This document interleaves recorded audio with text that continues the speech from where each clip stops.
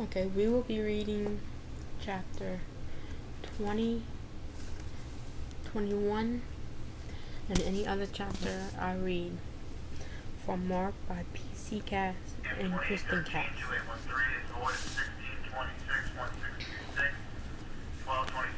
I was going to have to talk to Nephirite. Thought about it as Stevie Ray and I rushed through breakfast the next morning. I didn't want to tell her anything about my supposed strange reaction to the elements. I hadn't been lying to Stevie Ray. I could have imagined the entire thing. What if I tell Nephirite and she makes me take some kind of weird affirmity test in the school? Who knew? And she finds out that I didn't have anything other than an overactive imagination.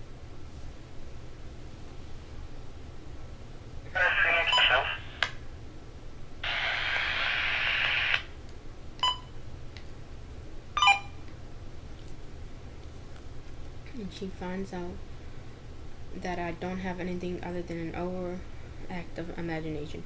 No way did I want to go through something like that. I'll just keep my mouth shut until I knew more about it. I also didn't want to say anything to let her about thinking I might have seen Elizabeth's ghost.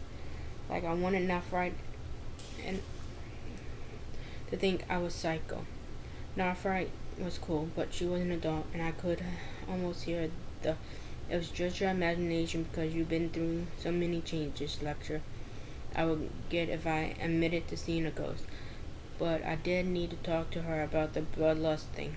Yeah, if I liked so much, why did the thought of it still make me queasy? You think she's going to follow you to class, Stevie Ray said, pointing to Nala. I looked down at my feet where the cat lay curled purring. Can she? Do you mean, is she allowed?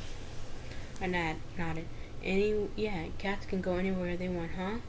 I said, reaching down to scratch the top of her head. I guess she might follow me around all day then. Well, I'm glad she's yours and not mine. From what I saw when the alarm went off, she's a serious pillow hogger. I laughed. You're right about that. How such a petite girl could push me off my own pillow, I do not know. I gave her head one more scratch. Let's go, we're going to be late. I stood up with my bowl in my hand and almost ran smack into Aphrodite. She was, as usual, flanked by Terrible and Warlike. Wasp was nowhere to be seen. Maybe she had taken a shower this morning and melted when the water touched her. Hee hee. Aphrodite's nasty smile reminded me of a piranha I seen at the Jenkins Aquarium when my biology class went there last year on a field trip. Hi Zoe. Gosh, you left in such a hurry last night I didn't get a chance to say bye. Sorry you didn't have a good time. It's too bad. But the Dark Daughters isn't for everyone. She glanced at Stevie Ray and curled her lips. Actually, I had a great time last night. And I absolutely loved the dress you gave me. Oh gosh, thank you for inviting me to join the Dark Daughters. I accept. Totally. Aphrodite's smile flattened. Really? I grinned like an utter clueless fool. Really? When is the next meeting or ritual or whatever? Or should I just act Nephirite? I'm going to see her this morning. I know she'll be happy to hear how welcome you made me feel last night, and that I'm now a Dark Daughter. Aphrodite hesitated for a moment. Then she smiled at me again and matched my coolest tone of voice perfection. Yes, I bet Nephirite will be glad to hear you have joined us. I am the leader of the Dark Daughters, and I know our schedule by heart, so there's no need to bother her with silly questions. Tomorrow is our Sam Hayden celebration. Wear your dress, she emphasized the word, and my smile widened. I meant to get her to her, and I had. And meet at the rec hall after dinner, 4:30 a.m. sharp. Great, I'll be there. Good, what a nice surprise, she said sickly, then followed by Turbo and Warlike, who looked vaguely shell-shocked. The three of them left the kitchen. Hags from hell, I muttered under my breath. I glanced at Stevie Ray, who was staring at me with a sickening expression frozen on her face. You're joining them? She whispered. It's not that what you think.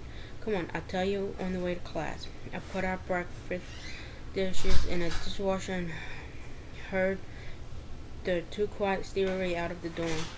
Nala padded after us, occasionally hissing at any cat who dared wander too close to me on the sidewalk. I recommend turning just like you said last night. I explained. No, I don't like it, she said, shaking her head so hard she made her short hair bounce crazily. Have you heard of the old saying, keep your friends close and your enemies closer? Yeah, but that's all I'm doing. Aphrodite gets away with too much crap. She's mean. She's selfish. She can't be what Nyx wants for a high priestess. Stevie raised eyes got right. You're going to stop her? Well, I'm going to try. And as I spoke, I felt the sapphire crescent moon on my forehead twinge. Thanks for the cat things you got for Nala, I said. Nephrite looked up from the paper she was grinning and smiled. Nala, that's a good name for her. But you should thank Skylar, not me. He's the one who told me she was coming. Then she glanced at the orange ball of fur that was impatiently twirling between my legs. She's really attached to you. Her eyes lifted up again to meet mine. Tell me, Zoe, do you ever hear her voice inside your head? Or you know exactly where she is? Even when she's not in the same room as you, I blinked. Never I thought I might have an infirmity for cats. No, I don't hear her in my head, but she does complain at me a lot. And I wouldn't know about whether or not I know where she is when she's not with me. She's always with me. She is delightful. Nephrite crooked a finger at Nala and said, come to me, child. Instantly, Nala padded over and jumped on Nephrite's desk, scattering papers everywhere. Oh my gosh, I'm sorry, Nephrite. I grabbed for Nala, but Nephrite waved me away. She scratched Nala's head. And the cat closed her eyes and peered. Cats are always welcome, and papers are usually reorganized. Now, what is it you really want to speak with me about, Zoe Bird? Her use of my grandma's nickname for me made my heart hurt, and I suddenly missed her with an instantly that had me blinking tears away from my eyes. Are you missing your old home? Nephrite asked softly. No, not really well, except for Grandma.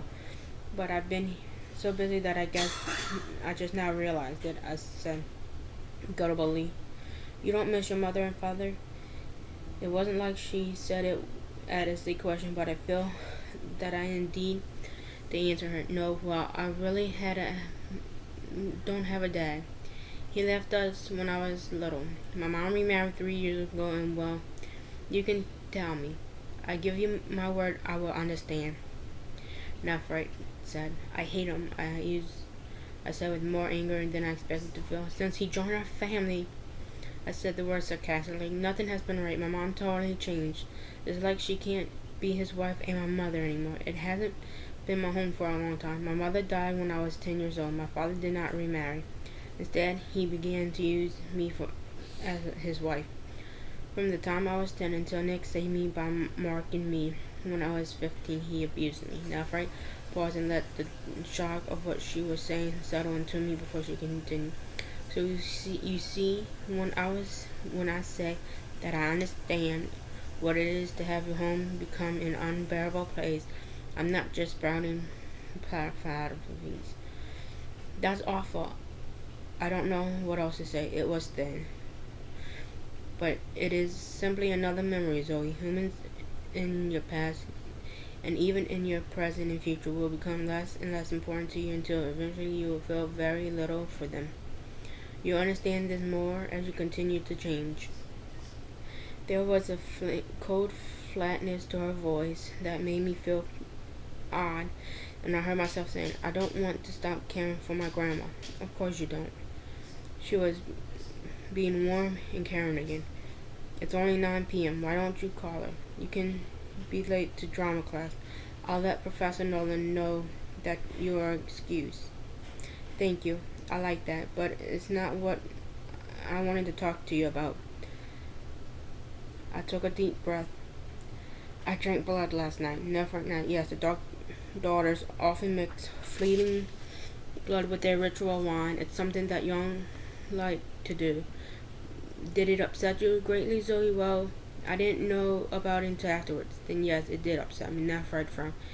It wasn't exact Aphrodite not to tell you before. You should have had a choice about partaking. I'll speak with her. No, I said a little too quickly and forced myself to sound calmer. No, there's no need. I'll take care of it. I decided to join the Dark Daughter, so I don't want to start off by looking I sent like I set out to get Aphrodite in trouble. You're probably right. Aphrodite can be rather temptational, and I trust that you can take care of it yourself, Zoe. We do like to encourage feelings to solve the problems they have with each other among themselves whenever possible. She studied me, concerned obviously in the face. It's normal for the first few tastes of blood to be less appetizing. You know that if you have been with us longer.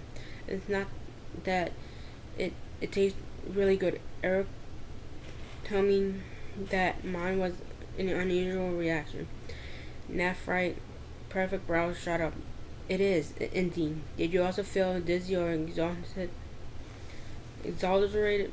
Both, I said softly. Nephrite glanced at my mark. You are unique, Zoe Redbird. Well, I think it would be best to pull you out of this section of Scientology and move into Scientology 415. I'd rather you didn't do that, I said quickly. I already feel like enough of a freak, with everyone staring at my mark and watching to see if I'll do anything weird. If you move me into a class with kids who have been here for 3 years, they'll really think I'm bizarre. Nafford hesitated, scratching Nala's head while she concentrated. I understand what you mean, Zoe. I have been a teenager for over 100 years, but vampires have long, accurate memories, and I do recall what it's like to go through the change, she said. Okay, how about a compromise? I'll allow you to stay in the third former social class, but I want you to give you the text we use in the upper level class, and have you agree to read a chapter a week and promise that you'll discuss any questions you have with me. Deal, I said. You know, Zoe, as you change, you literally become an entire new being. A vampire is not a human, although we are humane. It may sound reprehensible to you now, but your desire for blood is normal for your new life as you desire for. She paused and smiled. Brown pop has been in your old life. Jeez, do you know everything? Nyx has gifted me generously. Besides my affection for our loving felines and my ability as a healer, I am also an intervener. You can read my mind. I asked nervously. Not exactly, but I can pick up bits and pieces of things. For instance, I know there is something else you need to tell me about last night. I drew a deep breath. I was upset that after I found out about the blood, so I ran out of the record. That's how I found Nala. She was in a tree that was real close to the school's wall. I thought she was stuck up there, so I climbed up the wall to get her. And while I was talking to her, 2 kids from my old school found me. What happened? Nephrite's hand was still. She was no longer petting Nephrite, and I had her full attention. It wasn't good. They were wasted, high, and drunk. Okay, I didn't mean to blurt that out. Did they try to hurt you? No, nothing like that. It was my ex-best friend and my almost ex-boyfriend. Nephrite raised the eyebrow at me while I quit going out with him, but he and I still had a thing for each other. She nodded, as though she understood. Go on. Kayla and I kind of fought. She sees me differently now, and I guess she's differently too. Neither one of us likes the new view. As I said this, I realized it was true. It wasn't that Kay had changed. Actually, she had been exactly the same. It was just the little things I used to ignore, like her narcissistic blabber and her mean side, were now suddenly too irritating to deal with. Anyway, she left, and I was alone with Heath. I stopped there, not sure how to.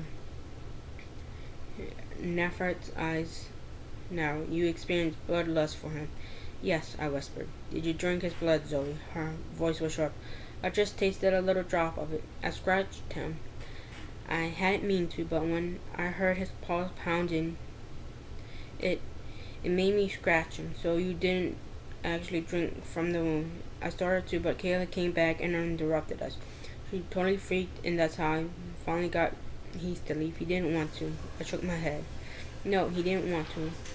I felt like I was going to cry. Nephrite, I'm so sorry. I didn't mean to. I didn't even know what I was doing until Kayla screamed. Of course, you didn't realize what was happening. How could a newly marked fling be expected to know about bloodlust? She touched my arm in a reserved, mom-like gesture. You probably didn't imprint with him. Imprint. It's one of it. It's what often happens when vampires drink directly from humans, especially if there is a bond that has been established between them prior to the bloodletting. This is why it is forbidden for fleetlings to drink the blood of humans. Actually, it's strongly discreet for adult vampires to feed from humans too. There's an entire sect of vampires who consider it morally wrong and would like to make it illegal, she said. I watched her eyes darken as she talked. The expression in them suddenly made me very nervous and I shivered. Did Nephrite blink and her eyes changed back to normal? Or had I just imagined their weird darkness? But that's a discussion best left for my sixth from theology class. What do I do about Heath? Nothing. Let me know if he tries to see you again. If he calls you, don't answer. If he begins imprinting, even the sound of your voice will affect him and work as a lure to draw him to you. It sounds like something out of Dracula, I muttered. It's nothing like that wretched book. She snapped. Stalker, realized vampires had caused all kinds endless, pretty terribles with humans. I'm sorry, I didn't mean. She raised her head dismissively. No, I shouldn't have taken out my frustration about that old fool's book on you. And don't worry about your friend Heath. I'm sure he'll be fine. You said that he was smoking and drinking. I assume you mean marijuana, but I don't smoke, I added. Actually, he didn't used to, and neither did Kayla. I don't get what's happening to them. I think they're hanging with some of those druggy football players from Union, and none of them have enough sense to just say no. Well, his reaction to you might have had more to do with his level of intoxication than a possible imprint. She was pulling a scratch pad out of her dress drawer and handing me a pencil. But just in case, why don't you write down your friends' full names and where they live? Oh, and add the names of the Union football players too, if you know them. Why would you need all of their names? I felt my heart fall into my shoes. You're not going to call their parents, are you? Nephrite laughed. Of course not. The misbehavior of human teenagers is no concern of mine. I only ask so that I can focus my thoughts on the group and perhaps pick up any vintage of a possible imprint among them. What happens if you do? What happens to Heath? He's young and the imprint will be weak. So time and distance should make it fade eventually. If he actually imprinted in full, there are ways to break it. I was about to say that maybe she should just go ahead and do whatever she did to break an imprinting when she continued. None of the ways are pleasant. Oh, okay. I wrote the names and addresses for Kayla and Heath. I didn't have a clue where the Union guys lived, but I did remember their names. And after I got up and went to the back of the classroom to retrieve a thick textbook whose title in silver letters read Psychology 415. Begin with chapter 1 and work your way through this entire book until you finish it. Let's consider it your homework instead of the work I assigned to the rest of the Psy 101 class. I took the book. It was heavy and the cover felt cool in my hot, nervous grip. If you have any questions at all, come see me right away. If I'm not here, you can come to my apartment next temple. Go in front of the door and follow the stairways to your right. I am the only priestess at the school right now, so the entire second floor belongs to me. And don't worry about distracting me. You're my feeling. It's your job to disturb me, she said with a warm smile. Thank you, Nephrite. Try not to worry. Nyx has touched you and the goddess cares for her own. She hugged me. Now I'm going to go tell Professor Nolan what's keeping you. Go ahead and use the phone at my desk to call your grandma. She hugged me again and then closed the classroom door and gently behind her as she left. I sat down at her desk and thought about how great she was and how long it's been since my mom had hugged me like that, and for some reason I started to cry. Chapter 21. Hi, Grandma, it's me. Oh my, Zoe Bird, are you okay, honey? I smiled into the phone and wiped my eyes. I'm good, Grandma, I just missed you, little bird. I missed you too, she paused and then said, has your mom called you? No. Grandma sighed. Well, honey, maybe she doesn't want to bother you while you're settling into your new life. I did tell her that Nafrat had explained to me that your days and nights will be flip-flop. Thanks, Grandma. But I don't think that's why she hasn't called. Maybe she has tried and you just missed her call. I called her cell yesterday, but I only got your voicemail. I felt a tinge of guilt. I haven't even checked my phone for messages. I forgot to plug my cell phone in. It's back in the room. Sorry I missed your call, Grandma. Then to make her feel better and to get her to quit talking about it, I said I'll check my phone when I get back to my room. Maybe Mom did call. Maybe she did, honey. So tell me, how is it there? It's good. There are a lot of good things I like about it.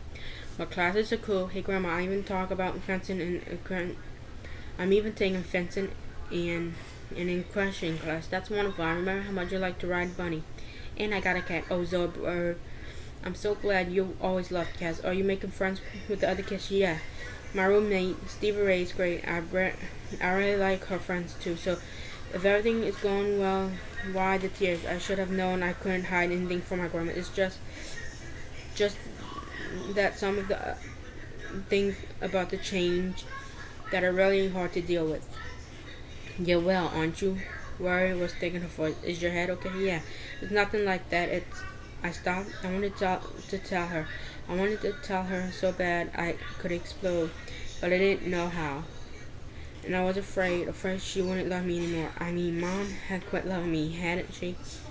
Or at the very least, Mom had traded me in for a new husband, which in some ways was worse than quitting loving me. What would I do if Grandma walked away from me too? Zoe Bird, you know you can tell me anything, she said gently. It's hard, Grandma. I bit my lip to keep from crying. Then let me make it easier. There is nothing you could say that would make me stop loving you. I'm your grandma today, tomorrow, and next year. I'll be your grandma even though I join our ancestors in the spirit world. And from there on, I'll still love you, little bird. I drank blood and I liked it, I blunted. Without any hesitation, Grandma said, well, honey, isn't that what vampires do? Yeah, but I'm not a vampire. I'm just a few days old fleeting. You're special, Zoe. You always have been. Why should that change now? I don't feel special. I feel like a freak. You remember something. You're still you. Doesn't matter that you've been marked. Doesn't matter that you're going through the change. Inside your spirit, it's still your spirit. On the outside, you might look like a familiar stranger, but you need to only look inside to find the you known for 16 years, the familiar stranger I was. But how did you know? You're my girl, honey. You are my daughter of my spirit.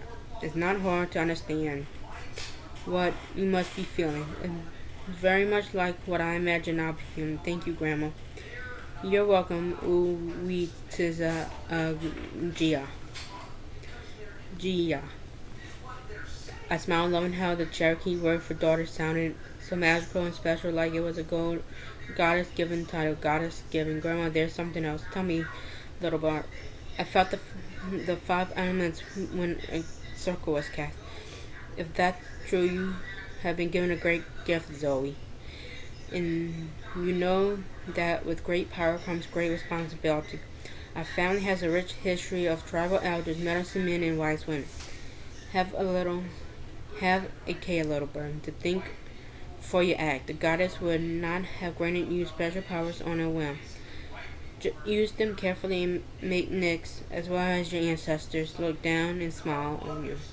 I'll try my best, Grandma. That's all I would ever ask of you, Zoe Bird. There's a girl who also has special powers too, but she's awful. She's a bully and she lies, Grandma. I took a deep breath and said what had been brewing in my mind all morning. I think I'm stronger than she is, and I think that maybe Nick marked me so that I could get her out of the position she's in. But that would mean that I have to take her place, and I don't know if I'm ready for that. Not now, maybe not ever. Follow what your spirit tells you, Zoe Bird. She hesitated and said, "Honey, do you remember the purification prayer of our people?" I thought about it. I couldn't count the times I'd gone with her to the little stream behind Grandma's house and watched her bathe ritually in the running water and speak the purification prayer. Sometimes I stopped into the stream with her and said the prayer too. The prayer had been entwined throughout my childhood, spoken at the change of seasons, in thanks for the lavender harvest and for preparation for the coming winter, as well as whatever Grandma was faced with hard decisions. Sometimes I didn't know why she purified herself as and spoke the prayer, and simply has always been. Yes, I said, I remember it. Is there one water inside the school grounds? I don't know, Grandma. Well, if there isn't, then get something to use as a smudging stick. Sage and lavender mixed together are best. But you can even use fresh pine if you have no other choice. Do you know what to do, Zoe Bird? Smudge myself, stirring at my feet and working my way up my body front and back. I re-theated as if I was a small child again, and Grandma was drawing me in the ways of our people, and then face the east and speak the purification prayer. Good, you do remember. Ask for the goddess's help, Zoe. I believe that she will hear you. Can you do this before sunrise tomorrow? I think so. I will perform the prayer too, and add a Grandma's voice to ask the goddess to guide you. And suddenly I felt better. Grandma was never wrong about these things. If she believed it would be okay, then it really would be okay. I'll speak the purification prayer before dawn, I promise. Good, little bird. Now this woman had better let you go. You're in the middle of a school day right now, aren't you? Yeah, I'm on my way to drama class, and Grandma, you'll never be old.